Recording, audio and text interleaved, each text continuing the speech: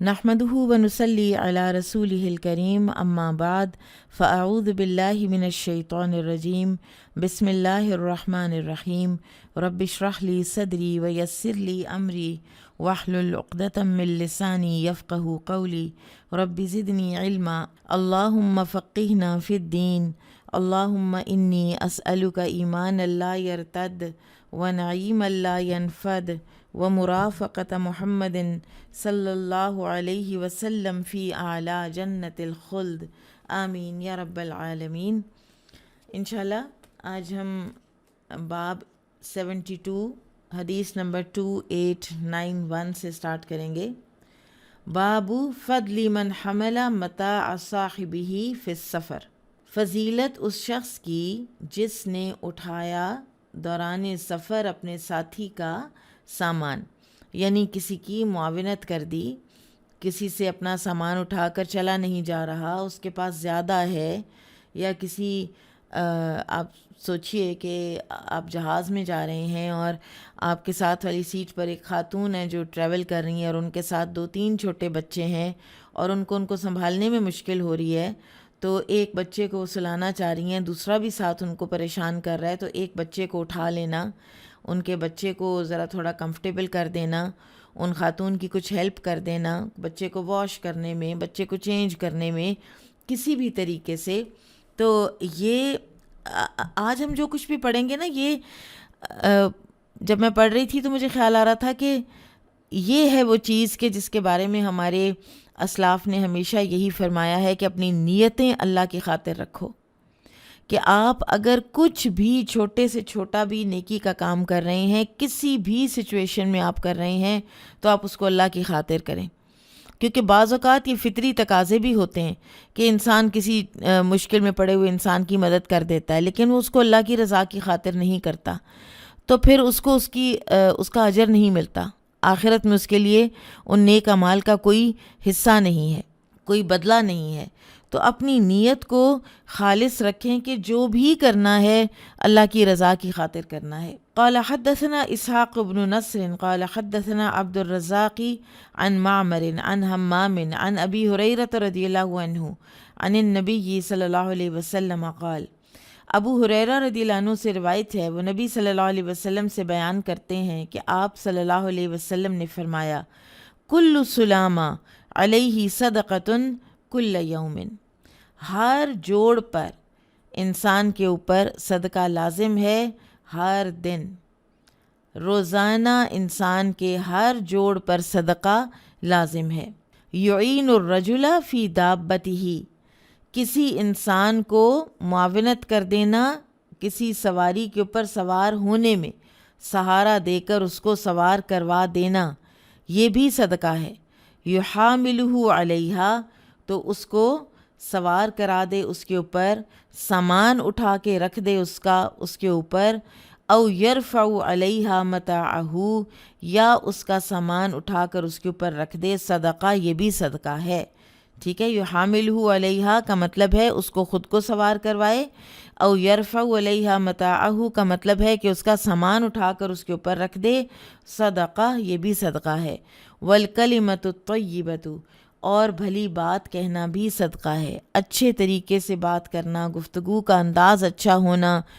باتوں میں کاٹ نہ ہونا، باتوں میں طنز نہ ہونا، ہر وقت لڑائی جھگڑے کے موڈ میں نہ رہنا۔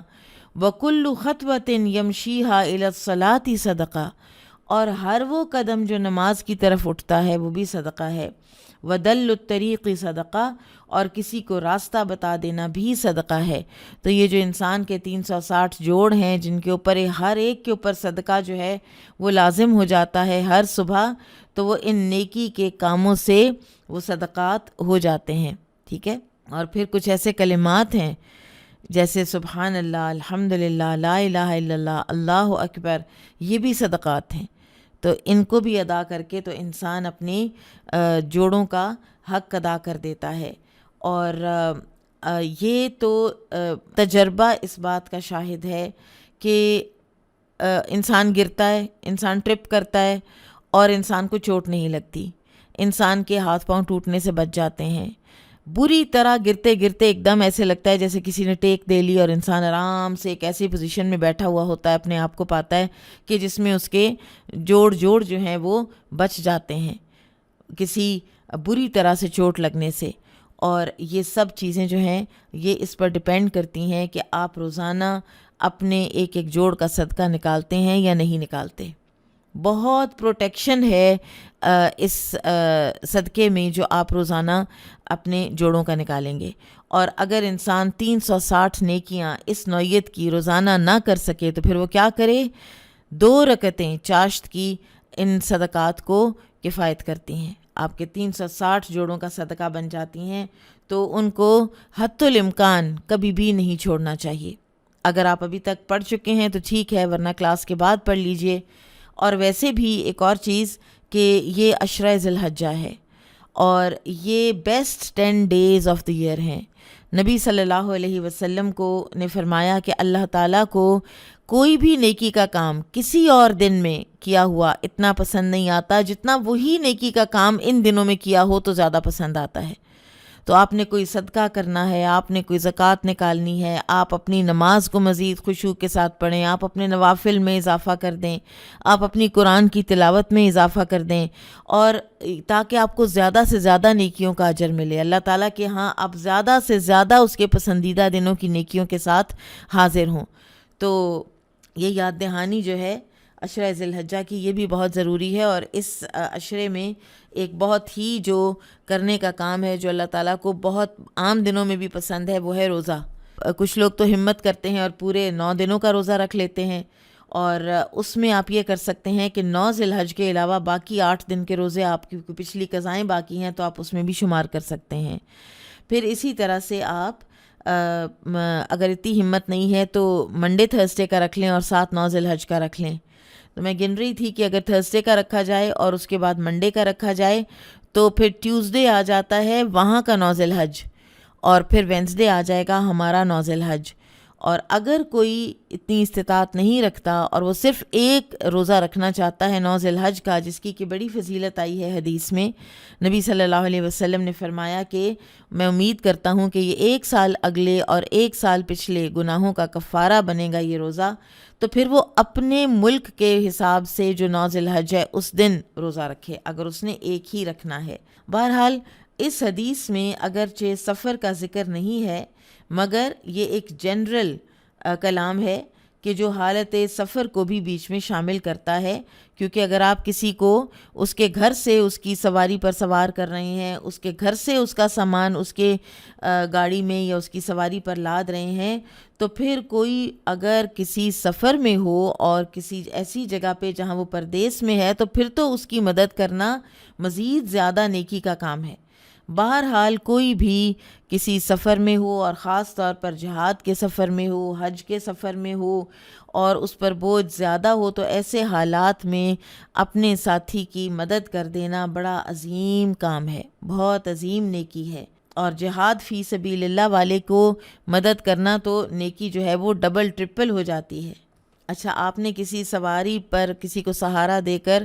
چڑھا دیا، آپ نے اس کا سامان بھی اس کے اوپر لاد دیا، تو پھر آپ سوچئے کہ اگر آپ اس تھکے ماندے کو اپنی سواری میں سوار کر لیتے ہیں، آپ کسی کو لفٹ دے دیتے ہیں،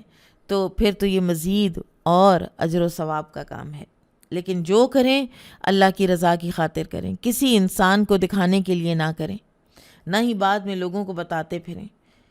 بابو فضل رباطی یومن فی سبیل اللہ، اللہ کی راہ میں سرحد پر ایک دن پہرا دینے کی فضیلت۔ وقول اللہ عز وجل یا ایھا الذین آمنوا اصبروا وصابروا ورابطوا واتقوا اللہ لعلکم تفلحون۔ اللہ سبحانہ و تعالیٰ کا ارشاد ہے، اے ایمان والو، صبر کرو، پامردی دکھاؤ اور ہر وقت جہاد کے لیے تیار رہو، نیز اللہ سے ڈرتے رہو، توقع ہے کہ تم کامیابی حاصل کر لو گے۔ یہاں پر رابطو کا جو مطلب ہے وہ کیا گیا ہے ہر وقت جہاد کے لیے تیار رہو۔ رابطو میں کئی معنی آتے ہیں، جہاد کے لیے تیار رہنا، کسی چوکی پر پہرا دینا، مورچے پر رہنا اور اپنی مملکت کی سرحدوں کی حفاظت کرنا، یہ سب کچھ رباط میں شامل ہے۔ اور اس کا بے تحاشا اجر ہے۔ ایک اسلامی مملکت کی سرحدوں کی حفاظت کرنا تاکہ اس کے شہری، اس کے سویلینز جو ہیں وہ پرسکون رہ سکیں، سکون کی نیند سو سکیں، تو ایسے مجاہد کو، ایسے پہرے دار کا اجر بہت بڑا ہے۔ اور بعض فقہا رباط کو یعنی پہرے کو جو جہاد فی سبیل اللہ ہے میدان جنگ میں، اس سے بھی زیادہ اہمیت دیتے ہیں، اس لیے کہ وہ کہتے ہیں کہ جہاد تو غیر مسلموں کے ساتھ کیا جاتا ہے، جبکہ رباط خود مسلمانوں کی حفاظت کے لیے ہوتا ہے۔ تو بہرحال بعض حضرات نے رابطو کے معنی میں باہمی روابط اور معاشرتی آداب کو بھی شامل کیا ہے، لیکن پہلا معنی زیادہ درست اور زیادہ بہتر ہے کہ قتال فی سبیل اللہ اور جہاد کے موقع پر یا سرحدوں پر خطرے کے موقع پر سرحدوں کی حفاظت کرنا، اور یہ نیت ہونی چاہیے کہ ہم اپنے رب کی رضا کی خاطر یہ سب کچھ کر رہے ہیں تاکہ دنیا اور آخرت ہر قسم کی انسان کو بھلائی حاصل ہو انشاءاللہ۔ قال حدثنا عبد الله بن منیر سمع ابا النضری قال حدثنا عبد الرحمن بن عبد الله بن دینار عن ابی حازم عن سهل بن سعد الساعدی رضی اللہ عنہ ان رسول اللہ صلی اللہ علیہ وسلم قال، سہل بن سعد ساعدی رضی اللہ عنہ سے روایت ہے کہ رسول اللہ صلی اللہ علیہ وسلم نے فرمایا، رباط یومن، ایک دن کا رباط یعنی اسلامی سرحدوں پر ایک دن کی پہرے داری فی سبیل اللہ، لیکن ہو وہ اللہ کے راستے میں، ہو وہ اللہ کی خاطر، خیر من الدنیا وما علیہا، بہتر ہے اس سے جو کچھ دنیا میں ہے اور جو اس کے اوپر ہے، یعنی دنیا میں جو کچھ ہے، جتنی نعمتیں ہیں سب فانی ہیں، اور رباط کا اجر اتنا زیادہ ہے اور مسلسل قائم رہنے والا ہے کہ وہ ہر اس نعمت سے بہتر ہو جاتا ہے کہ جو اس دنیا میں اور اس دنیا کے اوپر ہے۔ وَمَوْدِعُ صَوْتِ أَحَدِكُم مِّنَ الْجَنَّةِ، اور جگہ ایک کوڑا رکھنے کی تم میں سے کسی کی جنت میں، خیر من الدنیا وما علیہا، بہتر ہے تمام دنیا و ما فیہا سے، دنیا اور جو کچھ اس دنیا کے اوپر ہے، جو کچھ اس دنیا کے اندر ہے، نعمتیں ہیں، راحتیں ہیں، دولت ہے، خزانے ہیں، ہر اس چیز سے بہتر ہے ایک کوڑا رکھنے کی جگہ جنت میں۔ وَالرَّوْحَةُ يَرُوحُهَا الْعَبْدُ فِي سَبِيلِ اللَّهِ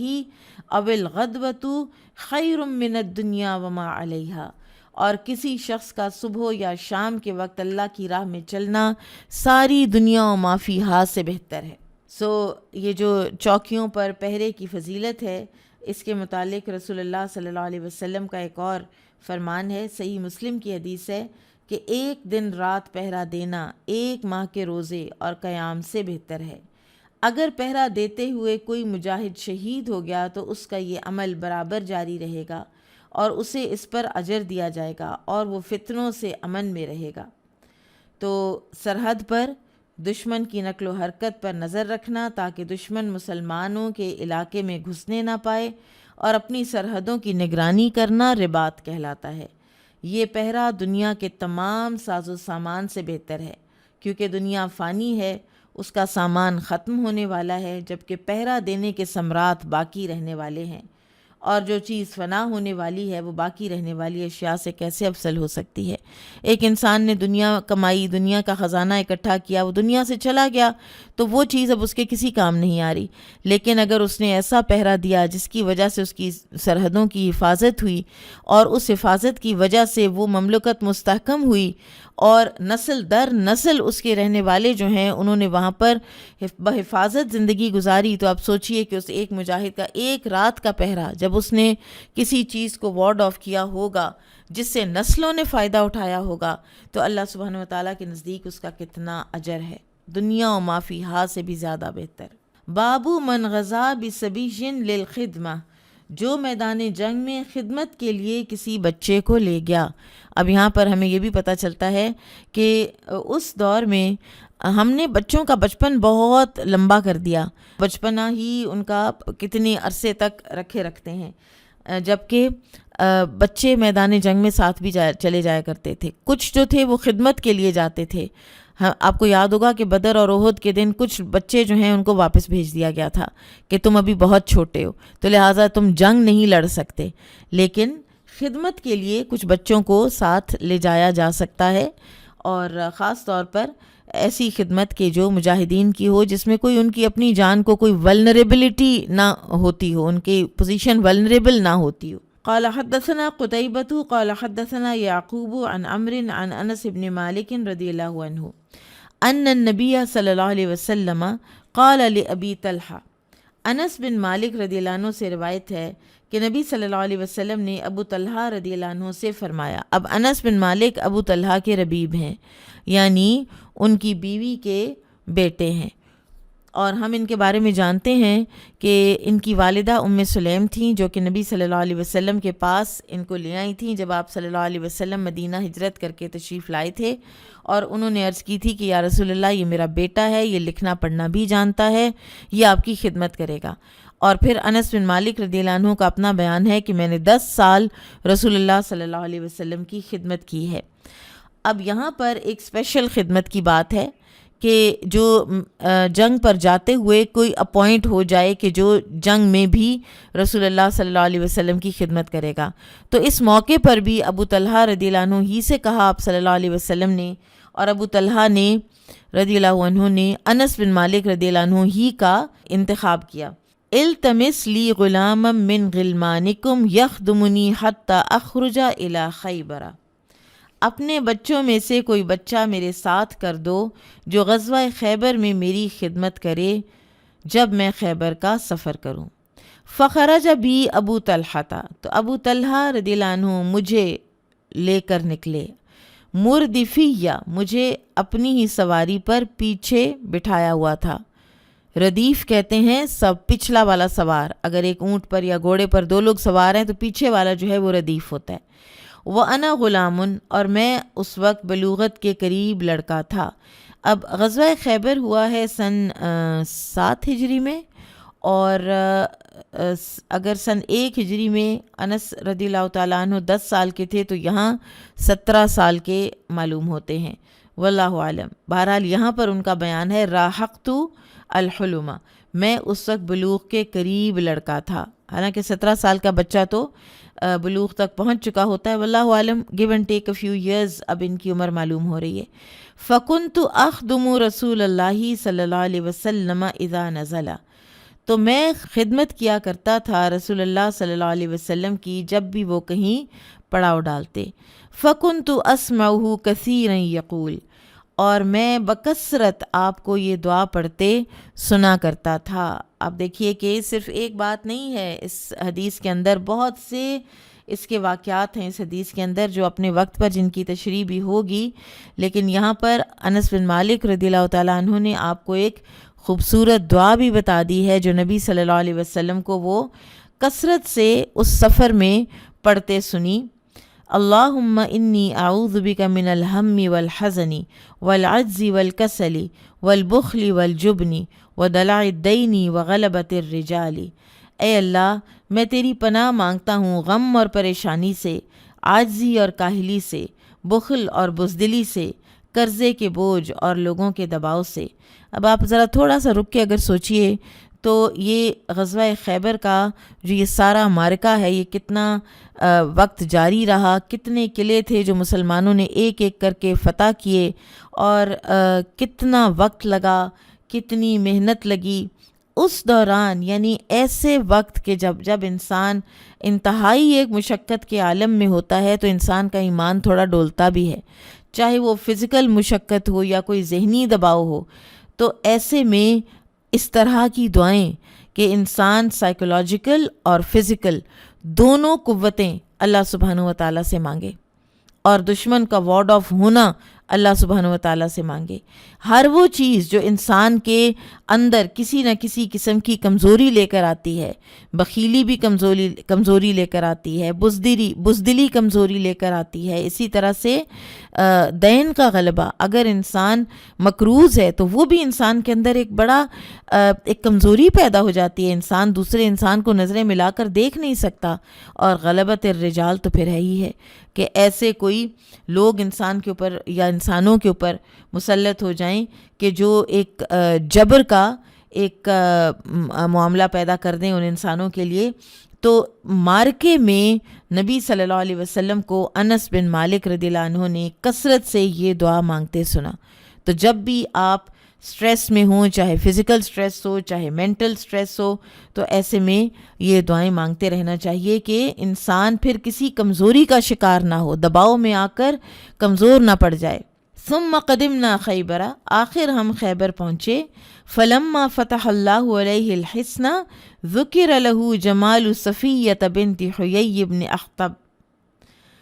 آخر ہم خیبر پہنچے، پھر اللہ تعالیٰ نے جب خیبر کا قلعہ فتح کر دیا، اور یہ کئی قلعے تھے،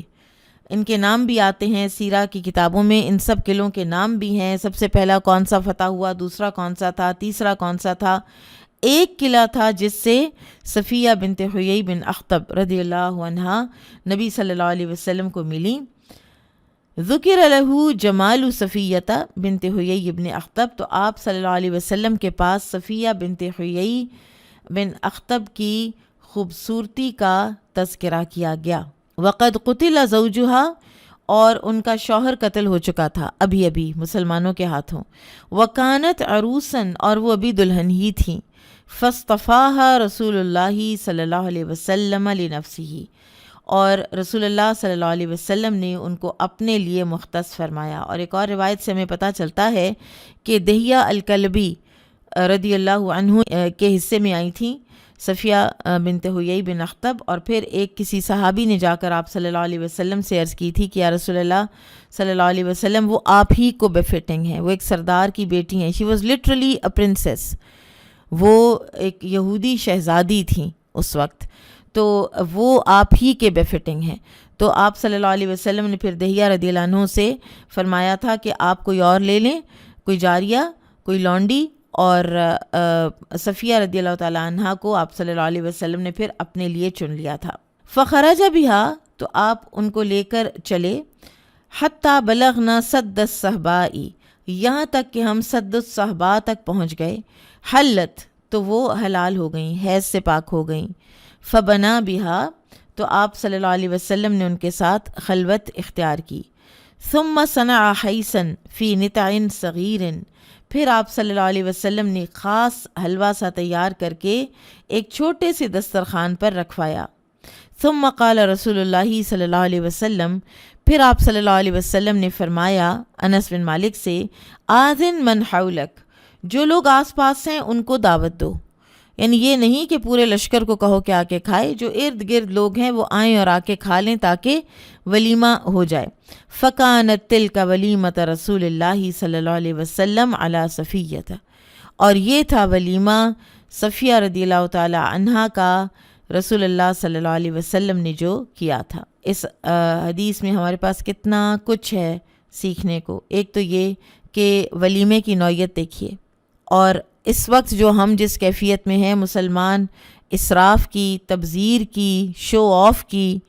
کہ یہ تو ہو ہی نہیں سکتا کہ ہم ایک دسترخوان کے اوپر کھانا لگائیں اور ہم ارد گرد کے اور نیبرہڈ کو اور کچھ لوگوں کو ہم بلا کر تو ہم ایک دعوت کھلا دیں اور ہم کہیں کہ ولیمہ ہو گیا. پھر اسی طرح سے آپ لوگ اگر سیرہ اگر آپ کو یاد ہو یا کوئی ریوائز کرے اس وقت آج کی کلاس کے بعد سیرہ کا کوئی لیکچر سنیں یا کتاب کھولیں اور دیکھیں کہ خیبر سے واپسی پر جب رسول اللہ صلی اللہ علیہ وسلم صفیہ رضی اللہ عنہ کے پاس گئے تھے تو اس سے پہلے بنو قریظہ والا واقعہ ہو چکا ہوا ہے. صفیہ رضی اللہ عنہ کا باپ حیی بن اخطب ایگزیکیوٹ ہو چکا ہوا ہے بنو قریظہ والے ایگزیکیوشن میں. اور نبی صلی اللہ علیہ وسلم نے جس طرح صفیہ رضی اللہ عنہ کی دلجوئی کی ہے اور جس طرح سے یا بنت حیی کہتے رہے آپ صلی اللہ علیہ وسلم ان سے، اور صفیہ رضی اللہ عنہ کہتی ہیں کہ میرے دل سے ہر قسم کی ناراضگی اور کوئی اگر ناپسندیدگی تھی تو وہ نکل گئی اور ان کا سینہ اسلام سے بھر گیا. اور آپ صلی اللہ علیہ وسلم نے ان کو آفر کیا کہ آپ اگر واپس جانا چاہتی ہیں تو میں آپ کو واپس بھیج دیتا ہوں، اور انہوں نے کہا کہ مجھے واپس جانے میں کوئی دلچسپی نہیں ہے. اور ایک بڑی خوبصورت یہ داستان ہے یہ واپسی کے سفر کی. اگر آپ سیرہ کی کسی ڈیٹیلڈ بک میں پڑھیں گے تو آپ کو بہت سی چیزیں سیکھنے کو ملیں گی. اور نبی صلی اللہ علیہ وسلم کی دلجوئی اور ایک جس طرح ایک نرمی اور محبت وہ پتہ چلتی ہے ایک ایسی لڑکی کے لیے کہ جو ابھی ابھی اپنی قوم سے نکل کر آئی ہے. لیکن یہ بھی اللہ کی شان ہے اور یہ بھی ایک نبی صلی اللہ علیہ وسلم کا ایک آپ صلی اللہ علیہ وسلم کی ہستی یا آپ کی شخصیت کہ ایک انسان جو آپ سے دشمنی رکھتا ہے، ایک انسان جو دل میں ایک بغض کسی کیفیت رکھتا ہے اور وہ ایسے نکل گئی اور ایسے وہ محبت سے بھری کہ لیٹر ان لائف صفیہ رضی اللہ تعالیٰ عنہ جس طرح سے نبی صلی اللہ علیہ وسلم کی خدمت کرتی تھیں اور جتنی وہ آپ صلی اللہ علیہ وسلم سے محبت کرتی تھیں وہ بھی ایگزیمپلری تھی کہ نبی صلی اللہ علیہ وسلم کی وقت وفات جب صفیہ رضی اللہ عنہ نے یہ کہا تھا کہ کاش آپ کی بیماری مجھے لگ جائے، تو باقی دیگر ازواج مطہرات جو ہیں انہوں نے تھوڑا سا ایسے حیران ہو کر ان کو دیکھا تھا کہ کیا یعنی یہ ایسے ہی کہہ رہی ہیں یا یہ واقعی سچ کہہ رہی ہیں. تو آپ صلی اللہ علیہ وسلم نے اس بات کو پرسیو کیا، ان کی حیرت کو ازواج مطہرات کی، تو آپ صلی اللہ علیہ وسلم نے فرمایا کہ یہ سچ کہہ رہی ہیں کہ اگر آج اس وقت ان کو یہ کہا جائے نا کہ یہ بیماری آپ کو لگ جائے اور آپ دنیا سے چلی جائیں اور نبی صلی اللہ علیہ وسلم ٹھیک ہو جائیں تو یہ مان جائیں گی، یہ ایسا کرنے کو تیار ہو جائیں گی. عموماً ہم کوئی بات کرتے ہیں نا، ہم کہتے تو ہیں، ہم اوپن آرم سے ویلکم کرتے ہیں یا ہم کسی کو یعنی بہت ایک دعوے کے ساتھ اس کو ہم تسلیاں دے رہے ہوتے ہیں کہ ہم آپ کے لیے یہ کر دیں گے وہ کر دیں گے، لیکن وقت آنے پر پھر ہم اس کو نبھا نہیں پاتے. بعض اوقات انسان جذبات میں آ کر اوور بورڈ ہو کر کوئی ایسی بات کہہ دیتا ہے جو بعد میں اس کو پوری نہیں کر پاتا. تو صفیہ رضی اللہ تعالی عنہ اس میں بھی سچی تھیں، اس بات میں بھی جو انہوں نے کہی. بہرحال ثم خرجنا الی المدینہ، پھر ہم مدینہ کی طرف نکلے. قال، تو انس رضی اللہ عنہ کہتے ہیں فرأیت رسول اللہ صلی اللہ علیہ وسلم یحوی لها وراءہ بعباءۃ، کہ میں نے دیکھا رسول اللہ صلی اللہ علیہ وسلم صفیہ رضی اللہ عنہ کی وجہ سے اپنے پیچھے اپنی چادر سے پردہ کیے ہوتے، یعنی ان کو چادر میں چھپایا ہوا ہوتا تھا، اور اسی چادر میں چھپانے کی وجہ سے صحابہ کرام کو سمجھ آئی تھی کہ یہ ازواج مطہرات میں سے ایک کا درجہ ان کا ہوا ہے، یہ ملک یمین نہیں ہے. ثم یجلس عند بعیرہ، پھر آپ نے اپنے اونٹ کو بٹھایا. فیدع رکبتہ، پھر آپ نے اپنا گھٹنا آگے کیا، یعنی آپ ایسے بیٹھے کہ آپ نے اپنا گھٹنا آگے کیا، یعنی جیسے ایک رائٹ اینگل ٹائپ جو ہے، وہ رائٹ اینگل سے تو نہیں، ٹانگ تھوڑی اندر ہوتی ہے، لیکن بہرحال وہ ایک اینگل بنایا جس سے آپ کی ران مبارک اور آپ کا گھٹنا جو ہے وہ صفیہ رضی اللہ عنہ کے آگے آ گیا، یعنی اس کو ایک سٹیپ بنایا صفیہ رضی اللہ عنہ کے لیے. فتدع صفیۃ رجلها علی رکبتہ حتی ترکبا، تو صفیہ رضی اللہ عنہ آپ کے گھٹنے پر اپنا پاؤں رکھ کر اونٹ پر سوار ہو جاتی ہیں. فسرنا حتی اذا اشرفنا علی المدینہ، تو ہم چلتے رہے یہاں تک کہ جب ہم مدینہ کے قریب پہنچے. نظر الی احد فقال، تو آپ صلی اللہ علیہ وسلم نے احد کی طرف دیکھا اور فرمایا ھذا جبل یحبنا ونحبہ، یہ پہاڑ ہے جس سے ہم محبت کرتے ہیں اور یہ ہم سے محبت کرتا ہے، یہ ہم سے محبت کرتا ہے اور ہم اس سے محبت کرتے ہیں. اس سے علماء کرام نے وطن کی جو محبت ہے اس کا جواز نکالا ہے کہ نبی صلی اللہ علیہ وسلم، یہ ایک نان لیونگ ہے نا، مطلب احد، تو بہرحال انسان کو اپنے رہنے کی جگہ سے، اپنے وطن سے جو ایک ہوتی ہے انسان کو انس اور محبت، تو اس کا وہ جائز ہے اور وہ نیچرل ہے. ثم نظر الی المدینہ فقال، تو پھر آپ نے مدینہ کی طرف دیکھا اور فرمایا اللہم انی احرم ما بین لابتیہا بمثل ما حرم ابراہیم مکہ. سبحان اللہ، یہ وہ وقت ہے کہ اے اللہ میں اس کے دونوں پتھریلے میدانوں کے درمیان خطے کو حرم قرار دیتا ہوں جس طرح ابراہیم علیہ السلام نے مکہ کو حرم قرار دیا تھا. اللہم بارک لہم فی مدہم وسعہم، اے اللہ مدینہ کے لوگوں کو ان کے سا اور مد میں برکت عطا فرما، یعنی ان کے پیمانوں میں برکت عطا فرما، ان کے رزق میں، ان کی فراوانی میں، اس جگہ کو فلرش کر، اس کی تجارت، اس کی کھیتی باڑی، یعنی ایک نبی صلی اللہ علیہ وسلم نے باقاعدہ دعا فرمائی ہے۔ اور پھر یہ ہے کہ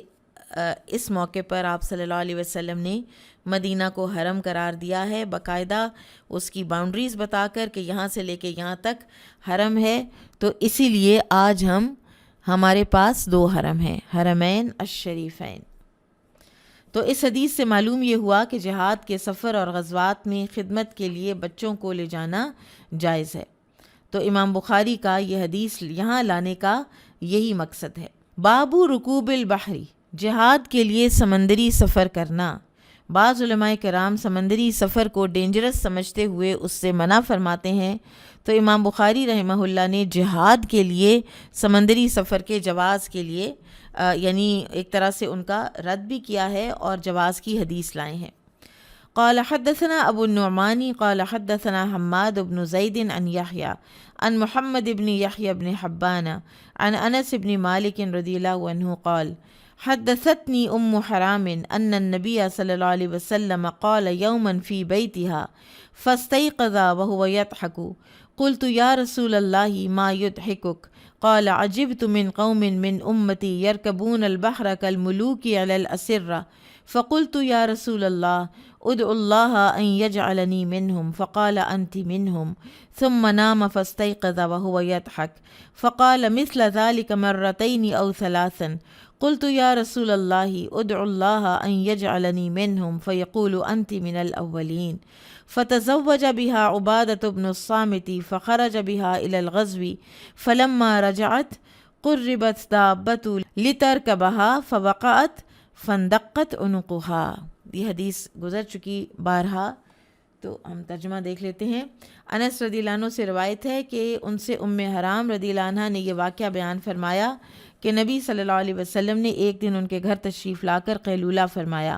جب آپ بیدار ہوئے تو مسکرا رہے تھے۔ انہوں نے عرض کیا اللہ کے رسول آپ کس بات پر مسکرا رہے ہیں؟ آپ نے فرمایا مجھے اپنی امت سے ایسے لوگوں کو دیکھ کر خوشی ہوئی جو جہاد کے لیے سمندر میں اس طرح جا رہے تھے جیسے بادشاہ تخت پر فروکش ہوں۔ میں نے عرض کیا اللہ کے رسول اللہ سے دعا کریں کہ وہ مجھے بھی ان میں سے کر دے۔ آپ صلی اللہ علیہ وسلم نے فرمایا تم بھی ان میں سے ہو۔ اس کے بعد پھر آپ سو گئے۔ جب بیدار ہوئے تو پھر ہنس رہے تھے۔ آپ نے اس مرتبہ بھی وہی بات بتائی۔ ایسا 2 یا 3 مرتبہ ہوا۔ میں نے عرض کیا یا رسول اللہ اللہ سے دعا کریں کہ وہ مجھے بھی ان میں سے کر دے۔ آپ صلی اللہ علیہ وسلم نے فرمایا تم پہلے لوگوں کے ساتھ ہوگی۔ چنانچہ انہوں نے حضرت عبادہ بن صامت رضی اللہ عنہ سے نکاح کیا تو وہ انہیں بحری غزوے میں اپنے ساتھ لے گئے۔ واپسی کے وقت جب وہ سوار ہونے کے لیے اپنی سواری کے قریب ہوئیں تو سوار ہوتے ہی گر پڑیں، جس سے ان کی گردن کی ہڈی ٹوٹ گئی اور انہوں نے شہادت کی موت پائی۔ اور پیچھے جہاں یہ حدیث آئی ہے ہم نے اس بات کو پوری ڈیٹیل کے ساتھ ڈسکس کیا تھا۔ یہاں پر بہرحال سمندری سفر کے جواز کی اور سمندری جہاز یا نیول فورسز کے جو جواز ہے وہ پتہ چلتا ہے۔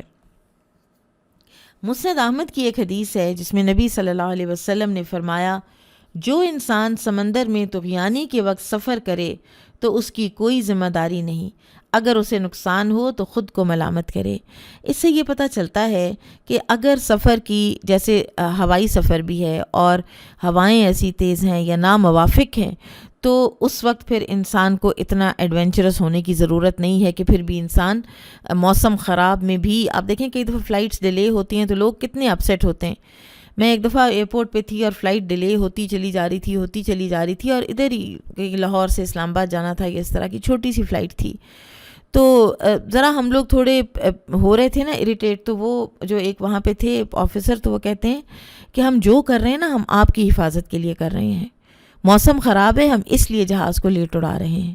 تو باقی اگر کوئی اور کسی وجہ سے کوئی چیز ہوتی ہے تو وہ الگ بات ہے، لیکن موسم کی خرابی میں ایسے سفر کرنا کہ انسان کی جان خطرے میں پڑے، تو اس سے نبی صلی اللہ علیہ وسلم نے فرمایا کہ اگر کوئی نقصان ہوتا ہے تو پھر انسان خود ہی کو ملامت کرے۔ تو کئی اس طرح کے حادثات جو ہیں وہ پیش آتے ہیں، کئی دفعہ پرائیویٹ پلینز کو اس طرح کے حادثات پیش آ جاتے ہیں موسم کی خرابی کی وجہ سے۔ اور اسی طرح سے مجھے خیال آ رہا ہے کہ سمندر کا جو سفر ہے اس میں اب آج کل جو ایک 2 حادثات ایسے ہیں کہ جو دل دہلا دینے والے ہیں جو پیش آئے ہیں. اور ایک تو وہ جو کشتی یونان جا رہی تھی جس میں 300 پاکستانی اور average age of between 25 to 30 years, اور ہیومن سمگلنگ کے تحت وہ کہاں سے کہاں پتہ نہیں کس مستقبل کی خاطر وہ جا رہے تھے. اور نہ وہاں وہ لیگل ہوتے ہیں، نہ وہاں ان کی سول رائٹس ہوتی ہیں، کچھ ان کے پاس نہیں ہوتا، اور سوائے اس کے کہ شاید وہاں کے ملکوں کا جو انفراسٹرکچر ہے اور یا وہاں کی جو ایک کوئی دنیاوی جو ایک چمک دھمک ہے وہ ہمیں اتنی اپیل کرتی ہے کہ ہم اتنی زیادہ اپنی جان کو خطرے میں ڈال کر بھی تو وہاں جانے کی وہ کرتے ہیں کوشش. اور یہی بتایا جا رہا ہے کہ اس کشتی کے اوپر عورتیں اور بچے بھی تھے جو کہ پنجروں کے اندر تھے اور اس طرح بٹھائے گئے تھے، اور اسی طرح وہ اوور لوڈڈ تھی اور وہ گری ہے اور وہ ڈوبی ہے، اور کتنی قیمتی انسانی جانیں جو ہیں وہ اس میں ضائع ہوئی ہیں. اور اسی طرح سے علماء نے یہ بھی کہا ہے، اب گو کہ اللہ سبحانہ و تعالیٰ نے جو فرمایا ہے نا قرآن میں سورہ یونس میں کہ هو الذی یسیرکم فی البر والبحر، وہ اللہ ہے جو تمہیں چلاتا ہے خشکی پر بھی اور تری پر بھی، یعنی لینڈ میں بھی تمہارے لیے اللہ تعالیٰ نے سواریاں بنائیں اور سمندری بھی بنائیں. تو اس سے سمندر کے سفر کا جواز تو ملتا ہے، اور امام بخاری اس حدیث سے ثابت بھی یہی کر رہے ہیں کہ جہاد کے لیے سمندر میں سفر جائز ہے، اور عورتیں بھی جا سکتی ہیں، مرد بھی جا سکتے ہیں. اسی طرح حج کے لیے بھی مردوں اور عورتوں کا سمندری سفر جائز ہے. سمندر کے جہاز جو ہیں وہ ریلیٹیولی پھر چیپر بھی ہوتے ہیں. تو لیکن جو یہ تطبیق ہے نا، ایک یہ کہ طغیانی میں نہیں جانا چاہیے. اب دونوں احادیث کی تطبیق جو ہے وہ یہ ہے کہ منع اس صورت میں ہے کہ جب سمندر کا سفر ان سیف ہو یا بلا وجہ کا سفر ہو. آپ جہاد کے لیے بھی کر سکتے ہیں، آپ تجارتی مقاصد کے لیے بھی کر سکتے ہیں. اب دوسرا جو ایک واقعہ ہوا ہے، جو ایک سب میرین مسنگ ہے سنس سنڈے. اب آج تھرسڈے ہے اور صرف چند گھنٹے کی اس کے اندر آکسیجن اب باقی رہ گئی ہے. 96 آورز کی آکسیجن لے کر وہ چلی تھی، اور وہ 5 لوگ ہیں اس کے اندر جس میں سے 2 پاکستان کے ہیں، باپ بیٹا، 19 سال کا بیٹا، اور وہ گئے ہیں ٹائٹینک کے ریمینز دیکھنے کے لیے. اب دیکھیں کس کھاتے گیا یہ سفر، ایک اتنا مہنگا، لاکھوں میں اس کی جو ٹکٹ ہے، واللہ عالم کتنی ٹکٹ ہے، لیکن کوئی آؤٹریجس اس کی پرائس بتائی جا رہی، اور پھر جانا اور اپنی جان کو اتنے خطرے میں ڈالنا، اور پھر اتنا جو ہے دل خراش واقعہ ہو جانا. کیا ضرورت ہے کہ انسان مال بھی لگائے اور اپنی جان کو اتنے خطرے میں بھی ڈالے، اور واٹ فار، یہ دیکھنے کے لیے کہ وہاں 1912 میں جو شپ سنک ہوا تھا وہ اب وہاں پہ پڑا ہوا ہے، تو اس سے کیا فائدہ ہو جائے گا. تو اس طرح کی جو ایڈونچرس جو سفر ہیں کہ جو جن کا کہ کوئی وہ ہے ہی نہیں، فائدہ نہیں ہے، افادیت نہیں ہے ان کی، تو وہ نہیں کرنے چاہیے. اپنی جان کی حفاظت کرنی چاہیے، بہت قیمتی زندگی ہے، یہی اسی کے تھرو ہم اپنی جنت کماتے ہیں. ایک ایک لمحہ قیمتی ہے، تو کہاں یہ کہ انسان اس کو ضائع ہی کرنے کے اس کے اوپر ہو جائے. تو اللہ تعالیٰ سب کو اپنی حفاظت میں رکھے، حفظ و امان میں رکھے. بہرحال عثمان رضی اللہ عنہ کے دور حکومت میں ام حرام رضی اللہ تعالیٰ عنہ نے جہاد کے لیے سمندری سفر کیا تھا. وہ بھی سچی تھیں اپنے دعا میں، اپنی خواہش میں. یہ نہیں ہوا کہ جس وقت ان کی وقت آیا جانے کا تو اس وقت پھر وہ کمزور پڑ گئیں، حالانکہ کئی سال ڈاؤن دا لائن ہے. She was not any young, کوئی ینگ نہیں تھیں وہ اس وقت، اور وہ پھر بھی گئیں، کیونکہ وہ جو دعا کروائی تھی نبی صلی اللہ علیہ وسلم سے وہ سچی نیت پر مبنی تھی. تو اپنی نیتوں کو چیک کرنا بہت ضروری ہے. ہم ایک وقت پر ایک دعویٰ کرتے ہیں اور اس کے بعد اس دعوے سے پھر ہم پھر جاتے ہیں. پھر اس بات کے اوپر پکے رہیں کہ تاکہ آپ کی نیت جو ہے اس کا اخلاص اللہ کے ہاں ثابت ہو جائے. بابو من استعان بالضعفاء والصالحین فی الحرب، جس نے جنگ میں ناتواں اور نیک لوگوں کے ذریعے مدد چاہی. کچھ لوگوں کی پریزنس باعث برکت ہوتی ہے. اب یہ کون لوگ ہوتے ہیں کیا یہ ضروری وہی لوگ ہوں کہ جن کو ہم پیر مرشد مانتے ہیں، یا یہ کوئی ایسے لوگ ہوتے ہیں کہ جو جہاں بیٹھے ہیں ان کو جگہ نہ ملے، سفارش کریں تو ان کی سفارش نہ مانی جائے، لیکن اللہ کے ہاں پتہ نہیں کیا مقامات ہیں ان کے۔ وقال ابن عباس اخبرنی ابو سفیان قال لی قیصر سألتک اشراف الناس اتبعوه ام ضعفاؤهم فزعمت ضعفاءهم وهم اتباع الرسل۔ ابن عباس رضی اللہ عنہما نے فرمایا، مجھے ابو سفیان رضی اللہ عنہ نے بعد میں جب وہ مسلمان ہو چکے تھے انہوں نے بتایا کہ ان سے شاہ روم کیسر نے کہا، یہ اب آپ کو یاد ہونا چاہیے کہ یہ صلح حدیبیہ کے بعد جو خطوط لکھے تھے آپ صلی اللہ علیہ وسلم نے، تو کیسر روم، سیزر آف روم کو جو لکھا تھا، وہ خط جب اس کو پہنچا تو اس نے کہا کہ عرب میں سے کوئی اگر تجارتی قافلہ آیا ہوا ہے تو انہیں میرے پاس بلاؤ۔ ابو سفیان ابھی مسلمان بھی نہیں ہوئے تھے اور وہاں پہ موجود بھی تھے، اور یہ اس وقت حلب میں تھا، یعنی یہ بیت المقدس کے قریب ہی کہیں تھا کیسر جو ہے، یہاں اس کا ایک وہ تھا محل تھا۔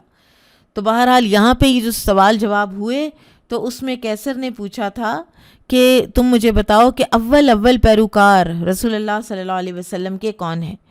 تو ابو سفیان نے کہا غریب لوگ۔ تو پھر کیسر نے جواباً کہا، میں نے تم سے پوچھا کہ اس کی اتباع امیر لوگوں نے کی ہے یا غریب و ناتواں لوگوں نے؟ تم نے بتایا کہ اس رسول کی اتباع میں غریب و ناتواں لوگ پیش ہیں۔ دراصل انبیاء علیہ السلام کا پیروکار یہی طبقہ ہوتا ہے۔ ابو بکر، عثمان، عبد الرحمن بن عوف، اس طرح کے لوگ بھی تھے رضی اللہ عنہم، لیکن کم تھے۔ زیادہ جو جماعت تھی وہ وہی تھے، کوئی لوہار تھے اور کوئی حبشی غلام تھے اور کوئی کسی اور کے آزاد کردہ غلام ہیں۔ تو کہا جاتا ہے کہ غریب لوگوں میں اخلاص زیادہ ہوتا ہے، اور اسی اخلاص کی بدولت انہیں انبیاء علیہ السلام کی پیروی اولین زمانے میں نصیب ہوتی ہے۔ اور شاہ روم کیسر نے، اور یہ جو کیسر ہے نا یہ کرسچینٹی کا اسکالر تھا باقاعدہ، اس کو سب پتہ تھا، تو اسی حقیقت کی طرف اس نے اشارہ کیا ہے۔ اور امام بخاری رحمہ اللہ نے اس حقیقت کو ثابت کرنے کے لیے اس معلق حدیث کا حوالہ دیا ہے، اور یہ حدیث آغاز میں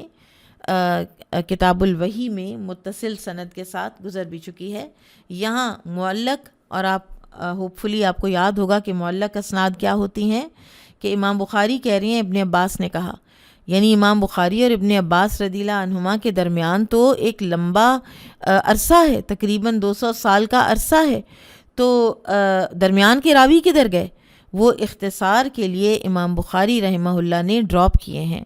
لیکن اس کا یہ مطلب نہیں ہے کہ یہ حدیث معلق ہے۔ امام بخاری رحمہ اللہ نے ایک اور جگہ پر پوری سند جو ہے کتاب الوحی میں اس حدیث کی دے رکھی ہے۔ تقریباً 23 تعلیقات ہیں امام بخاری کی صحیح بخاری میں۔ قال حدثنا سلیمان بن حرب قال حدثنا محمد بن طلحة عن طلحة عن مصعب بن سعد قال رأى سعد بن ابی وقاص رضی اللہ عنہ ان له فضلا على من دونه۔ مصعب بن سعد رضی اللہ عنہ سے روایت ہے کہ میرے والد بزرگوار سعد بن ابی وقاص رضی اللہ عنہ کو خیال آیا کہ انہیں دوسرے بہت سے صحابہ پر برتری حاصل ہے۔ ان لہ فضلا علی من دونہ، وجہ ان کی بہادری، نبی صلی اللہ علیہ وسلم کی ان کے لیے دعا، ان کے لیے محبت، ان کی تیر اندازی۔ احد کے دن آپ صلی اللہ علیہ وسلم نے فرمایا تھا سعد تیر چلاؤ میرے ماں باپ تم پر قربان ہوں، ایسے زبردست تیر انداز تھے یہ۔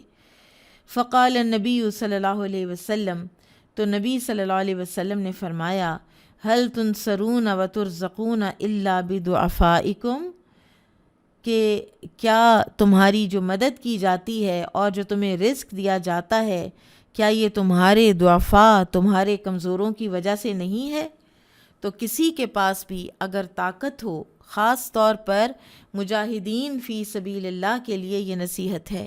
کہ اگر آپ کے پاس طاقت ہے، آپ کے پاس سکل ہے، تو اس کا یہ مطلب نہیں ہے کہ آپ اپنے آپ کو سپیریئر سمجھیں ان انسانوں سے کہ جو کمزور ہیں۔ سعد بن ابی وقاص رضی اللہ عنہ کو اپنی دولت مندی، شجاعت اور تیر اندازی میں مہارت کی وجہ سے دل میں خیال آیا کہ وہ دوسروں سے برتر ہیں، تو رسول اللہ صلی اللہ علیہ وسلم نے انہیں عاجزی اور تواضع اختیار کرنے کی ترغیب دی، اور انہیں بتایا کہ انہی نیک فطرت اور پریشان حال لوگوں کی دعاؤں سے تمہیں مدد ملتی ہے، اور انہی کی برکت سے تمہیں رزق میسر آتا ہے، کیونکہ ان کی عبادت میں اخلاص اور ان کی دعاؤں میں خشوع ہوتا ہے، اور ان کے دل دنیاوی زیب و زینت سے خالی ہوتے ہیں۔ تو امام بخاری رحمہ اللہ نے ثابت کیا ہے کہ ایک مجاہد اگر اپنی بہادری کی وجہ سے اللہ کے ہاں کوئی مقام و مرتبہ پاتا ہے تو ایک کمزور اور ناتواں اپنی مسکینی اور عاجزی کی بنا پر وہی مرتبہ اللہ کے ہاں پا لیتا ہے۔ اور آپ دیکھیے کہ غالباً یہی وجہ ہے کہ میدان جنگ میں اترنے والے تمام مجاہدین مال غنیمت میں برابر کے شریک ہوتے ہیں۔ کسی کا گھوڑا ہے تو گھوڑے کا الگ حصہ ہے، لیکن مجاہدین کا ایک جیسا حصہ ہوتا ہے کہ تاکہ بہادر اپنی بہادری کی وجہ سے اور کمزور اپنی مخلصانہ دعاؤں کی وجہ سے ایک جیسا سٹیٹس رکھتے ہیں جہاد فی سبیل اللہ کے اندر۔ قال حدثنا عبد الله بن محمد قال حدثنا سفیان عن عمرو سمع جابرا عن ابی سعید رضی اللہ عنہ عن النبی صلی اللہ علیہ وسلم قال یأتی زمان، یہ بڑی خوبصورت حدیث ہے، یأتی زمان یغزو فئام من الناس فیقال، ابو سعید خدری رضی اللہ عنہ سے روایت ہے، وہ نبی صلی اللہ علیہ وسلم سے بیان کرتے ہیں، آپ صلی اللہ علیہ وسلم نے فرمایا ایک زمانہ ایسا آئے گا کہ لوگ جہاد کریں گے تو کہا جائے گا فیکم من صحب النبی صلی اللہ علیہ وسلم، تم میں سے کوئی ایسا ہے کہ جو نبی صلی اللہ علیہ وسلم کا صحبت یافتہ ہو، یعنی صحابی ہے کوئی لشکر میں؟ فیقال نعم، تو کہا جائے گا ہاں، یعنی ابھی صحابہ باقی ہوں گے نا۔ فیفتح علیہ، تو اس کے ہاتھ پر فتح دے دی جائے گی۔ ثم یأتی زمان فیقال، پھر ایک زمانہ آئے گا جب کہا جائے گا فیکم من صحب اصحاب النبی صلی اللہ علیہ وسلم، یعنی صحابہ رفتہ رفتہ کر کے دنیا سے چلے گئے۔ پھر ایک زمانہ آئے گا جب کہا جائے گا کہ تم میں کوئی ایسا شخص ہے جس نے رسول اللہ صلی اللہ علیہ وسلم کے صحابہ کی ہم نشینی کی ہو، یعنی تابعین ہے یا نہیں ہے؟ فیقال نعم، تو کہا جائے گا ہاں ہیں۔ فیفتح، تو ان کو ہاتھ پر بھی فتح دی جائے گی۔ ثم یأتی زمان، پھر آئے گا ایک زمانہ، فیقال فیکم من صحب اصحاب النبی صلی اللہ علیہ وسلم، کیا تم میں سے کوئی ایسا ہے کہ جس نے نبی صلی اللہ علیہ وسلم کے صحابہ کی جانشینی کرنے والے کی جانشینی کی ہو، یعنی تبع تابعین ہے کوئی؟ فیقال نعم، تو کہا جائے گا جی ہاں۔ فیفتح، تو اس کے ہاتھ پر بھی فتح دی جائے گی۔ نبی صلی اللہ علیہ وسلم نے فرمایا کہ خیر القرون قرنی ثم الذین یلونہم ثم الذین یلونہم، تمام زمانوں سے بہتر زمانہ میرا ہے، پھر صحابہ کرام کا، پھر تابعین اعظام کا۔ تو یہ وہ زمانے ہیں، یہ قرون اولیٰ ہیں، ٹھیک ہے، یہ قرون اولیٰ ہیں جس میں بعض لوگوں نے تابعین پہ روکا ہے اور بعض نے تبع تابعین کو بھی اس حدیث کا مصداق قرار دیا ہے۔ ان زمانوں میں مسلمان صحیح معنوں میں مسلمان تھے، ان کی دعائیں قبول ہوا کرتی تھیں، وہ مستجاب الدعوات تھے، اور ایسے ہی اولیاء اللہ کی شان ان الفاظ میں اللہ تعالیٰ نے بیان کی ہے کہ وہ اپنے ایمان میں پختہ اور تقوی میں کامل ہوتے ہیں۔ یہ سورہ یونس کی آیت کا ترجمہ ہے۔ ابن بطال رحمہ اللہ کہتے ہیں کہ کمزور لوگ دعا کرتے وقت اخلاص میں بہت آگے اور عبادت میں ان کا خشوع بہت زیادہ ہوتا ہے، ان کے دل دنیاوی زیب و زینت سے پاک ہوتے ہیں، اس لیے کمزور لوگوں سے دعا کرانا بہت ہی خیر و برکت کا باعث ہے۔ یہاں پر آپ یہ دیکھیے کہ خالد بن ولید رضی اللہ عنہ وہ اس بات کا بہت اہتمام کیا کرتے تھے جب وہ سپہ سالار تھے کہ ان کے لشکر میں صحابہ ضرور ہوں۔ اپنے آپ کو وہ بہت پیچھے رکھا کرتے تھے، حالانکہ سپہ سالار تھے اور صحابی رسول صلی اللہ علیہ وسلم وہ خود بھی تھے، لیکن وہ جو کبار صحابہ ہیں ان کی موجودگی کو بہت باعث برکت سمجھتے تھے۔ اور ایک وقت پر جب ایک لشکر کو سپلٹ کرنا پڑا تو پھر تھوڑی اس بات پہ بات چیت ہوئی کہ صحابہ کس کے ساتھ رہیں گے، تو پھر صحابہ کو بانٹا گیا کہ کچھ صحابہ دوسرے میں جائیں اور کچھ صحابہ ادھر رہیں۔ پھر اسی طرح سے بعض اوقات ایسا بھی ہوا ہے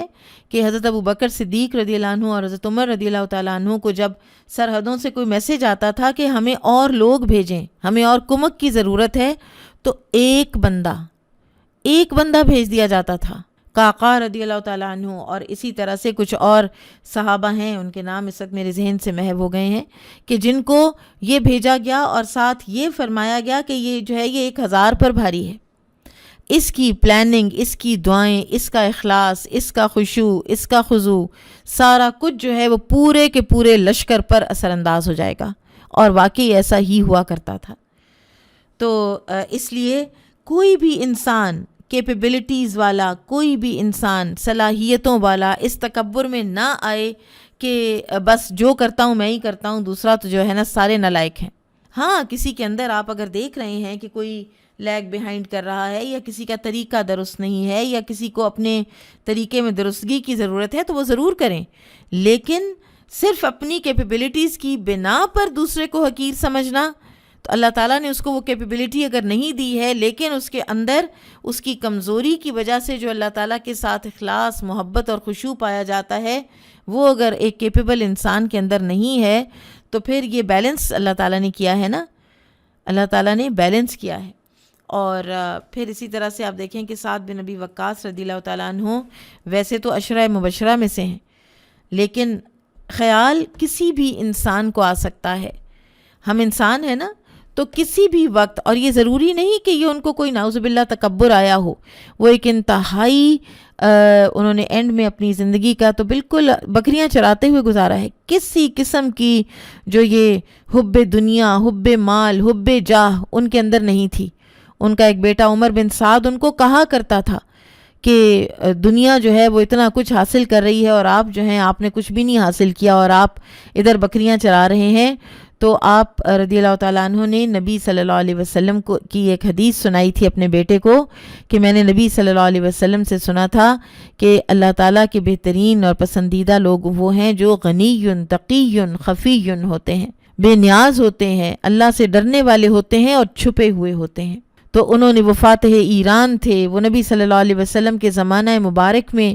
کیسا کیسا کارنامہ انہوں نے انجام دیا ہے۔ پھر اسی طرح سے ایک مرتبہ جب نبی صلی اللہ علیہ وسلم نے خواہش کی تھی کہ کوئی ہو جو میرا پہرا دے، تو خود بخود یہ آ گئے تھے، یہ آن ہز اون ان کو خیال آیا کہ میں پہرا دوں تاکہ آپ صلی اللہ علیہ وسلم سکون کی نیند تھوڑی دیر کے لیے سو سکیں۔ تو سیدہ عائشہ رضی اللہ عنہا کے بارے میں آتا ہے کہ وہ فرماتی تھی کہ میں سعد کا یہ احسان کبھی نہیں بھولوں گی، کہ جب آپ صلی اللہ علیہ وسلم کو پتہ چلا کہ سعد باہر ہیں اور وہ پہرا دے رہے ہیں، تو آپ ایسے اسی لمحے آپ صلی اللہ علیہ وسلم میری گود میں سر رکھ کے سوئے اور آپ خراٹے لینے لگے، یعنی اتنے ایگزاسٹڈ تھے بحیثیت انسان اس وقت آپ صلی اللہ علیہ وسلم۔ تو یہ ہیں وہ سعد بن ابی وقاص جن کے دل میں ذرا سی بات آئی اور آپ صلی اللہ علیہ وسلم نے ان کو فوراً کریکٹ کر دیا، اور غالباً یہی نصیحت ہے کہ جس کی وجہ سے انہوں نے آخری عمر میں کسی قسم کا کوئی عہدہ، کوئی ایسی اتھارٹی کچھ بھی قبول نہیں کیا، بلکہ جنگلوں میں آپ رضی اللہ تعالی عنہ جا کر تو بکریاں چرایا کرتے تھے۔ کیسے اپنے آپ کو کہاں سے انسان اٹھائے اور کتنی انسان اپنے اندر عاجزی پیدا کرے، اور یہی چیزیں ہیں کہ جو انسان کے نام کو قائم رکھتی ہیں، سچی ناموری عطا کرتی ہیں، اور اللہ تعالیٰ کے ہاں بھی اسی طرح کی عجز کی اور عاجزی کی اور انکساری کی بڑی ویلیو ہے، بڑی قیمت ہے، نہ کہ یہ کہ انسان اپنے آپ کو دوسرے سے بڑا اور برتر سمجھنے لگے اپنی کسی نہ کسی طاقت کے بلبوتے پر۔ بارک اللہ فیکم، سبحانک اللہم و بحمدک، اشہد ان لا الہ الا انت، استغفرک و اتوب الیک۔ السلام علیکم ورحمۃ اللہ وبرکاتہ۔